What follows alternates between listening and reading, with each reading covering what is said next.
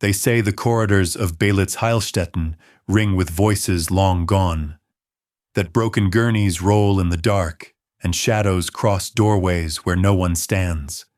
Locals warn in hushed tones that the hospital empties of light but never of presence, and that sundown marks the point of no return. Its sprawling red brick wings, built in the late 1800s as a tuberculosis sanatorium, and later turned to war and ruin, now stand strangled by vines and silence. I entered once, and the 48 hours that followed were the most terrifying of my life. The corridor consumes the daylight after only a few steps, leaving the tiles dull and fractured beneath my feet. Shards of glass crunch softly, sharp and fleeting like brittle shells. The air clings cold to my teeth, carrying the faint metallic taste of coins. Vines lean through broken frames ahead, their pressed leaves flattening against what little light remains. My breath thins into silence, and the building seems to hold its silence in answer. The walls shed their paint in curled ribbons, the color sapped to bone. A touch reduces them to ash that stains my fingertips gray.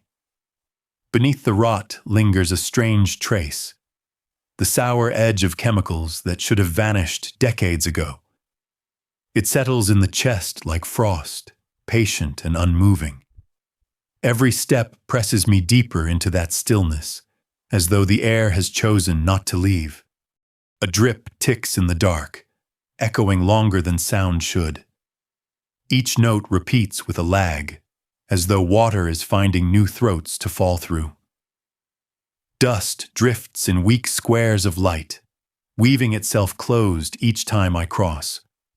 I step into one beam, and it folds behind me like fabric, untouched by the draft that should follow. The floor accepts my weight with soft protests, carrying the sound forward into rooms I cannot see. To the right, a ward yawns wide, bed frames reduced to ribs. Their shadows bend long across the cracked tiles, skeletal lines of forgotten patients.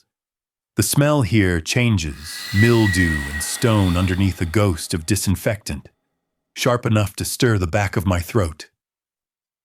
A faint chill circles my shoulders, precise and lingering, as though measured for me alone. I do not stay long in that room. A stair curls upward around a rusted rail. The metal freezes my hand, leaching warmth in an instant, too cold for the season outside. On the landing, a window peers through a splintered star of cracks, the forest beyond wavering in dull gray. Light swells, dimming again, like breath held and released. I wait for the air to follow, but nothing stirs. My skin prickles with the sense that the draft passed elsewhere, bypassing me entirely. The elevator doors remain parted by an inch, a black seam against the wall.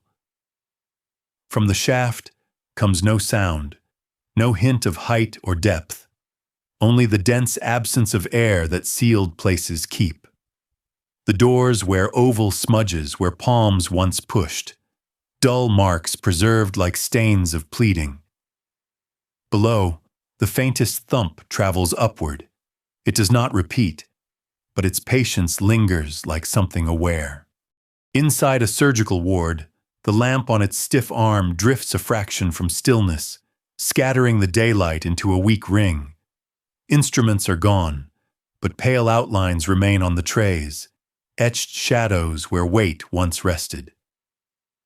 The smell of antiseptic rises faintly, thin but sharp enough to sting my eyes before retreating. Curtains still divide the beds. Their edges stir gently, a slow lift and drop. No window should allow it. I raise a hand, but stop short. The space around the fabric is colder than the air by my wrist, as if the curtain breathes differently. It drops back into place with a padded hush that seems deliberate. On the floor nearby, a chart dissolves into blotches, years doubled where the ink bled. My tongue tastes metal stronger now, a phantom tang that clings without origin. I blink, but it does not leave. The halls warp between tiles and bare concrete, switching mid-step as though the building cannot agree on its own skin. My count falters. 9 steps, then 9 again. I freeze, listening. Silence holds my breath as its own. The treatment room ahead leaks a thread of damp from a ruined sink, staining the cabinet in a glistening trail. My reflection lags in the film, moving half a second too slow. A bottle sits alone on a shelf, label rotted away. The liquid inside clings motionless, ignoring gravity until I replace it. Only then does it creep, syrup slow, reconsidering its position like thought delayed. The children's ward door hangs crooked, paper stars sagging from string. I don't cross the threshold. The cracks across its floor arc toward a circle that wants to close. The cold pushes from within, urging me forward, though I resist. Back in the central spine, the ceiling dips in shallow waves, exhaling in segments. Light behind me smells faintly of wet leaves, while ahead it is dry plaster and dust. When I step between, half my body warms and half chills. A door without handle resists, then relents when the pressure opposite withdraws. The room within exhales disinfectant and mildew braided together. The scent clean yet spoiled, too sharp to belong.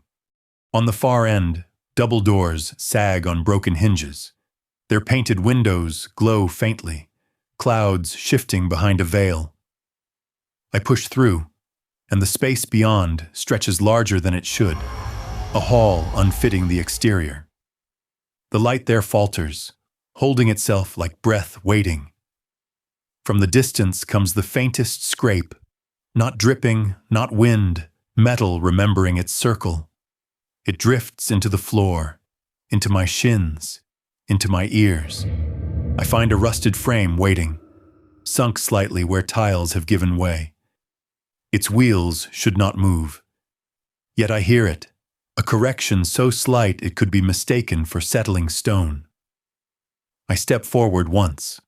Cold presses between my shoulder blades, guiding me back. I sit at the window ledge, stone biting through fabric. Dust spins galaxies that close again, as if my presence were unwelcome. The building carries me now, down to the skin. Night seeps into the hospital, as though it belongs here. Thick and low, pressing against the edges of the wards. The curtain I watched earlier stirs again, its edge lifting without cause, folding down with that same padded hush. The air near it chills my skin, though the rest of the corridor stays still. Dust folds slowly in the narrow shaft of moonlight, spiraling back together each time I pass through. The sense of being observed sits heavy, as if it has always been here waiting. The cracked glass by the landing reflects shapes it should not. My shadow trails a heartbeat behind me, smeared across the pane before catching up. I test it with a turn of the head, and the reflection waits an instant before agreeing.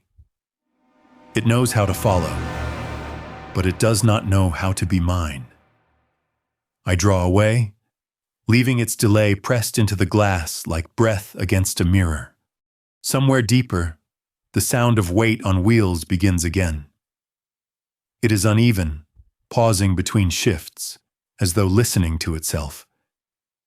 The noise arrives through the floor first, humming up my legs before settling in my ears. A thread of disinfectant cuts briefly through the damp smell and vanishes. My palm rests against the wall. Nothing moves there, yet the sound continues, determined, as though I had failed to prove otherwise. I remember the frame marked by rust, its caster lodged in broken tile. Now it stands on intact floor, the bloom of rust a finger's width nearer the door. My mind insists I misremember, but the dust says otherwise. faintly curved in a new arc. I think I am wrong. No. The floor has recorded a path that I never walked, a trail left by something that does not need me to confirm it. At the elevator seam, the black crack watches back. No draft moves from below. The faint glow of clouded light slides across it, halts mid-motion like a half-shut lid. I lean close enough to feel the cold collect around my hand. It is the kind of cold left by something that only recently withdrew. I wait for a sign of depth. The silence that answers has the weight of a gaze without eyes. The children's ward door still hangs loose, paper stars slumping on their string. They do not move, but my skin swears they quiver, trembling without proof. Cracks across the floor lean toward circles that refuse to close, curling back into broken crescents. I stand at the edge and count the stars under my breath. 1, 2, 3. My count returns to me in the same order, a beat ahead, as though whispered back from inside. A medicine cabinet waits with its glass turned cloudy. My shape forms inside it in pieces, the crown of my head clear, the rest an unfinished blur. I lean closer. The surface suggests shoulders and arms, but the face remains uncertain, unwilling to decide what I should look like. It watches me from within its own hesitation. My reflection does not return my stare. It holds it, and then waits. I walk and measure the corridor again. The count falters where it faltered before. 9, then 9 again. My tongue tastes copper as if the air had placed a coin there. I stop, but the count continues, not in my voice but in the echo of my steps. The air on my arms grows sharper, sleeves damp with a chill that has no source. Something of metal adjusts itself quietly, then rests. The surgical lamp still leans into its pale halo. Dust within its glow bends toward me, tilting without breeze. The smell of iodine stirs and retreats, not on the air but in the thought of air. I reach out. The lamp resists my touch, a stiffness like bone unwilling to flex. The circle of light does not shift, but the sense of presence inside it sharpens, coiling around the center. Back at the curtain, the cold pocket has moved. It mirrors my step to stay at the same distance, sliding with a precision too careful to be chance. The fabric lifts slightly, dark air pressing against the gap it leaves. Then it rests, hushed, as though it had been satisfied just to show me it could. I do not touch it. The watching there feels deliberate, seated, angled to keep me still. A frame in the far corner waits with its casters aimed directly at me. The curve in the dust has lengthened again, though I never heard it move. My ears insist on silence. My eyes insist on change.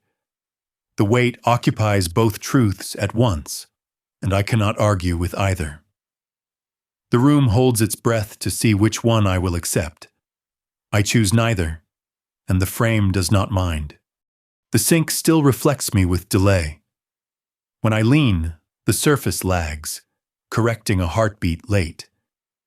It matches my rhythm more quickly if I breathe harder, a mimicry that learns as it watches. I swipe the film with my palm. A clean oval spreads beneath my touch, but does not dry. It clings with intent, as if refusing to let go of the print it has stolen. Wallpaper curls from the walls like script too ruined to read. For a moment it spells letters, then veins, then nothing.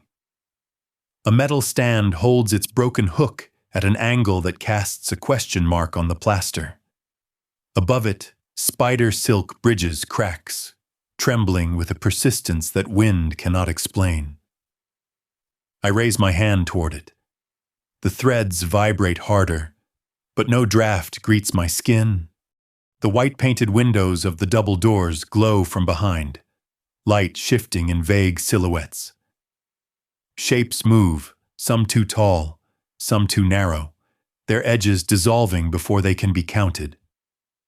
One shape halts, pausing with weight that feels personal.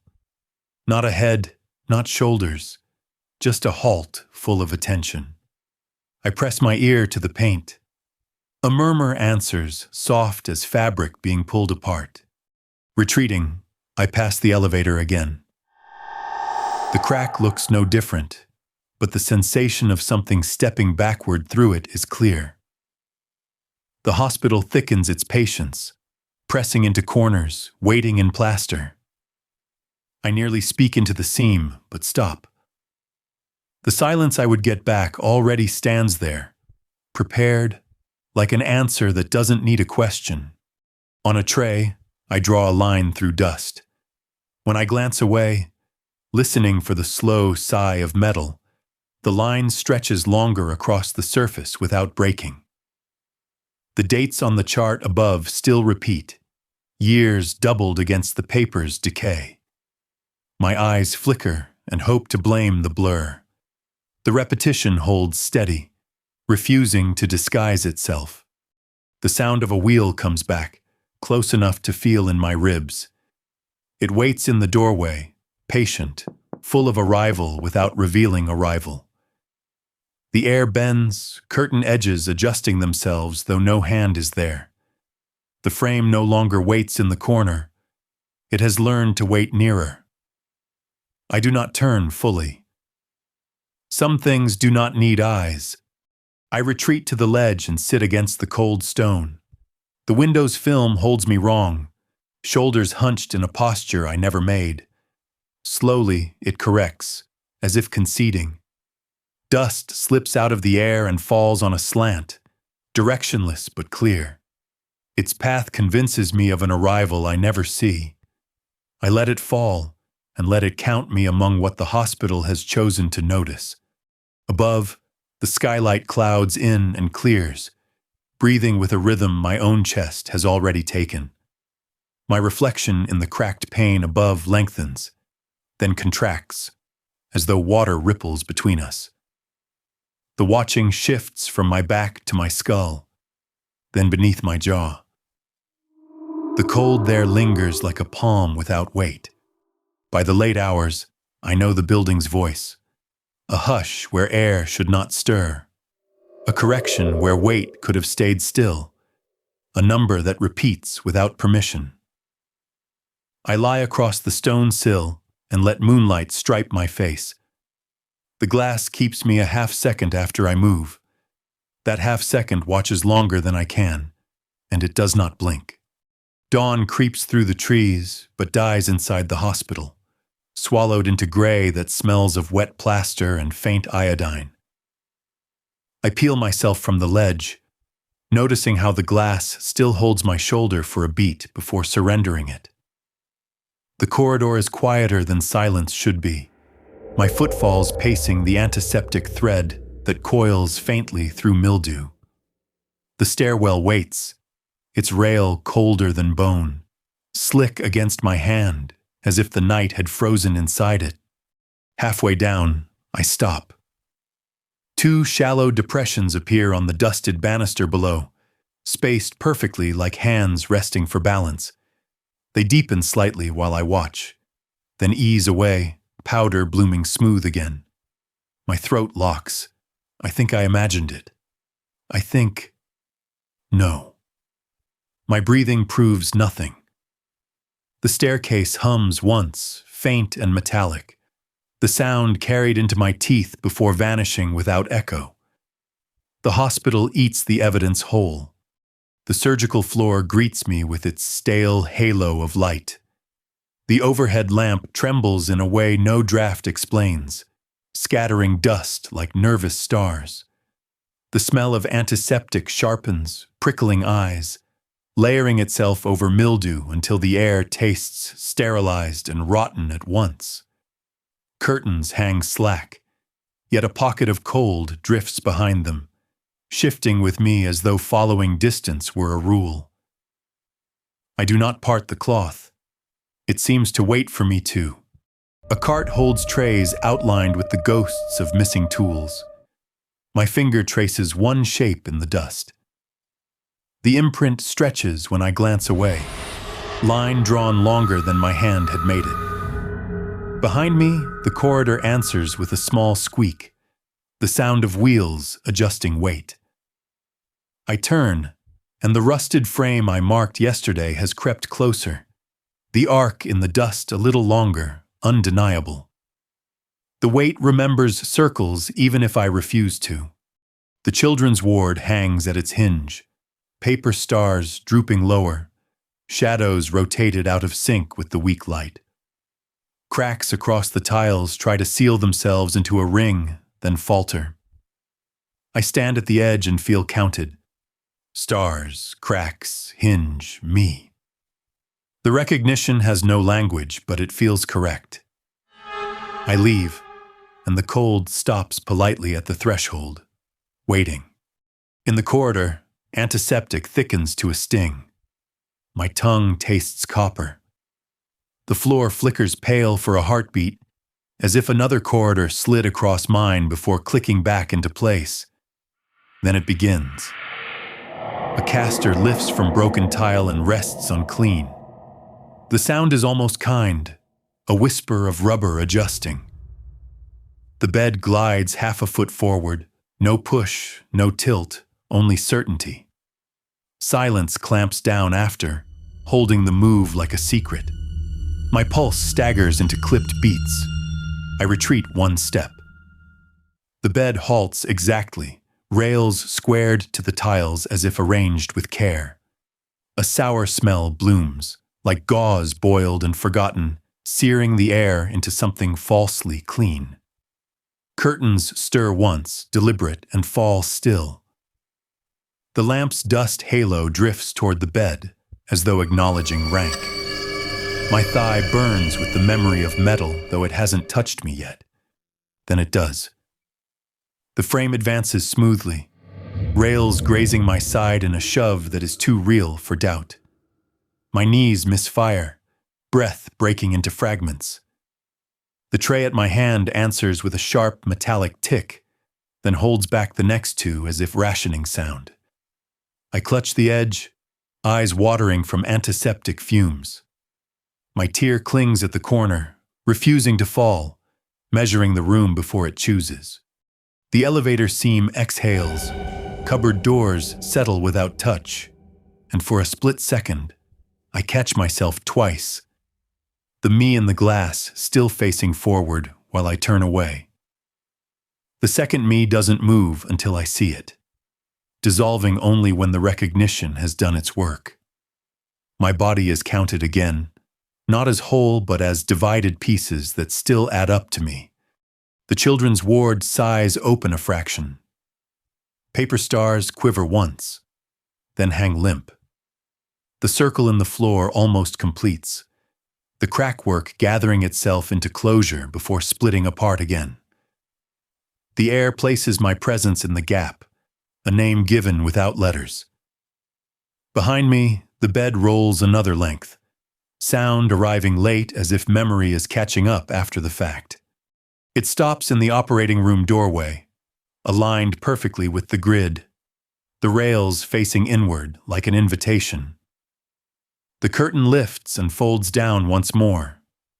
The lamp steadies its halo, dust orbiting in rhythms that do not break.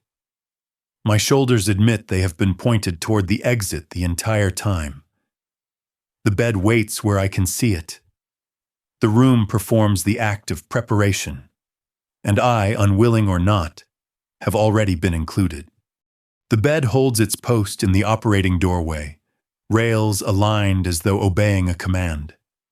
The corridor beyond lies plain, 30 measured paces to the spine, then left to the stair or right to the elevator. The air tastes of iodine braided with mildew, a sharp ghost in stale lungs. I pick the stair for its logic, its honest angles, its promise of down. The hospital wants me lost, but distance is still real.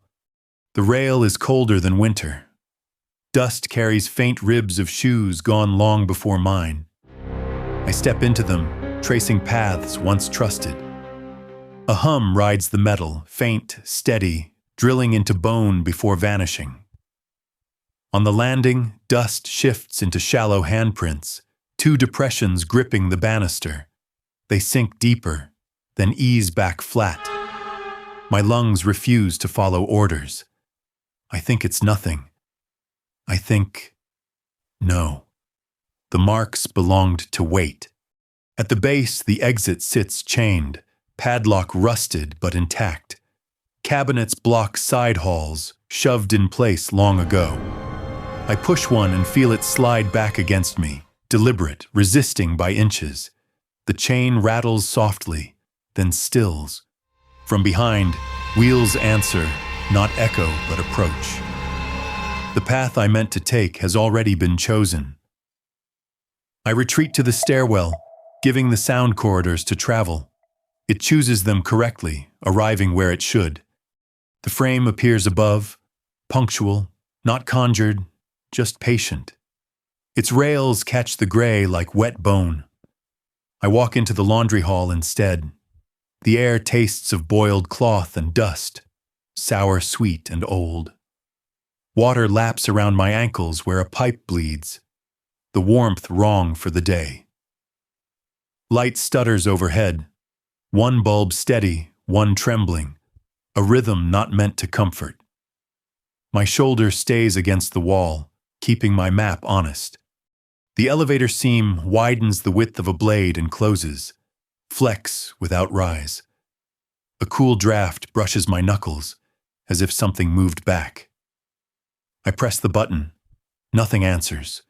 No motor, no depth, only the sound of wheels choosing again. Patient, direct. A map on the wall offers routes. Laundry to courtyard, courtyard to gate. But the star that marks "you are here" smudges, migrating when I blink. My finger traces a path. It refuses to hold. Laundry machines gape like rows of mouths, lint caked into their teeth. The far wall has been bricked over where a service door once stood, mortar fresh compared to the rot around it. I turn back and find the frame laid across the hall. Rails square to either wall, blocking with the intelligence of geometry. I push its side rail. The metal is cold and sticky, dragging against my hands. The casters squeal once, half-woken circles reclaiming their purpose. It yields an inch, 2, then locks as a strap lifts and brushes my wrist, static and deliberate. I flinch, and the bed slides back, reclaiming space I thought I'd earned. The air tastes of boiled gauze and antiseptic steam, sharp enough to salt my eyes. Behind, the children's ward door sighs open, and the paper stars tremble without moving. I count them. The number returns to me, whispered back wrong. Records room offers a window, vines clawing through its cracks. I smash the pane with a chair, glass wheels outward in a clean star. Fresh air rolls through, leaf heavy and damp, too real. I lift a cabinet to bar the door. Metal screams across tile, then settles. The bed nudges the barricade once, polite, measuring, deciding. The cabinet holds. My relief is brief. The chair leg I use for leverage tastes of rust and dust. Maintenance is hotter. Boiler pipes glowing with memory of steam. Chalk coats my tongue, mineral and metallic. A chain crosses the stair to the sublevel, padlock rusted but useless. I duck under. The boiler door bar won't lift. My pipe pries it only a coin's width before it bites back. Sound too clean, too high. Above, a single wheel rolls one step, then stops, letting me know it has heard. I follow administration signs, trusting the geometry. Glass corridor stretches ahead, windows clouded, daylight thin beyond.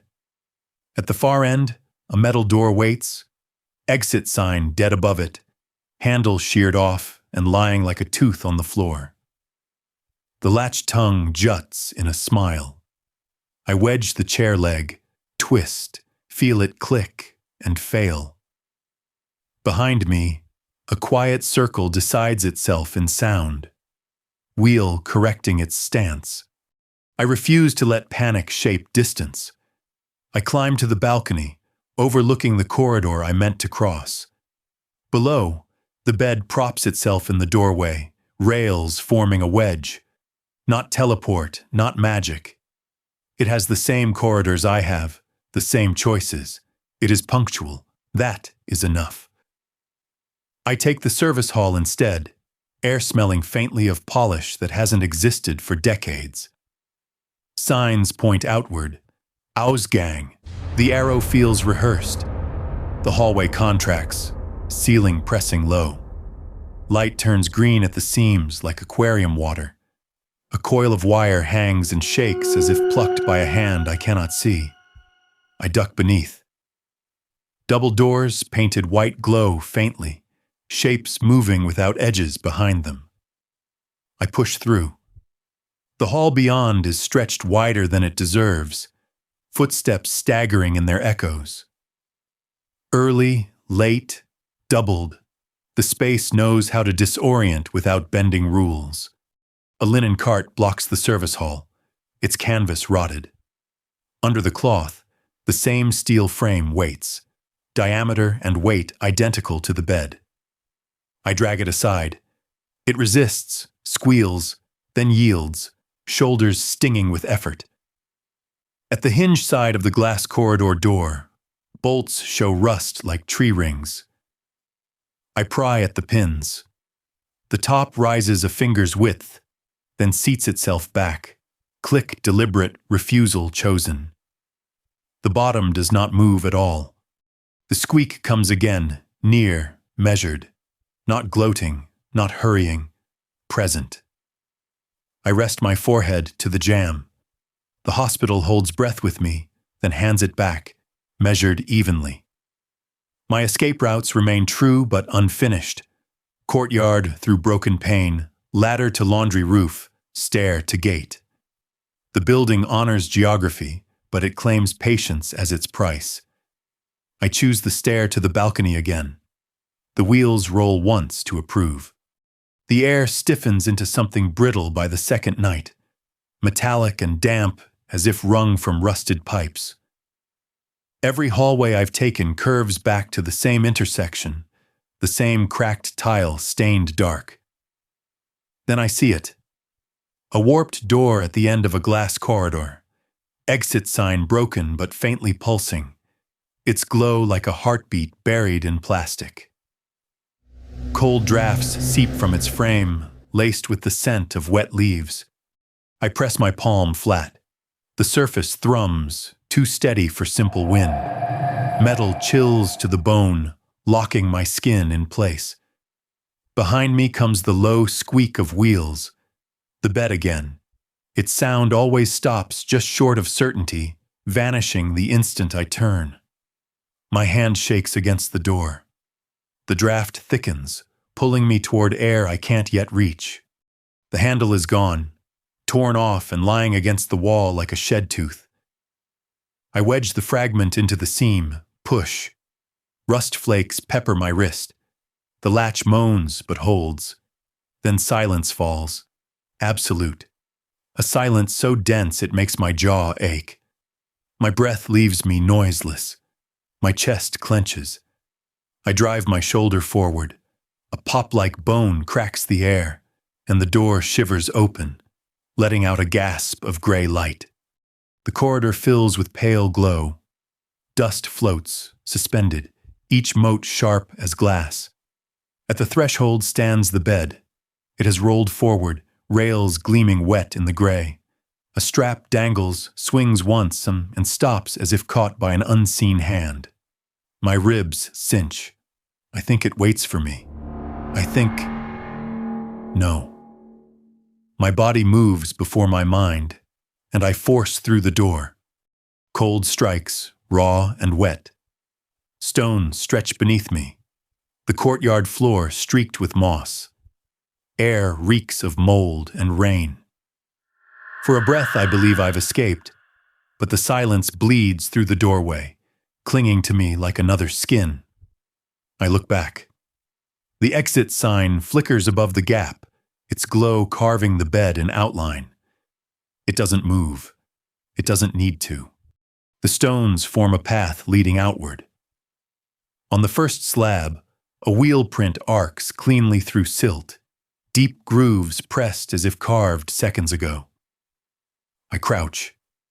My fingertip grazes damp grit, moisture smearing black across my skin.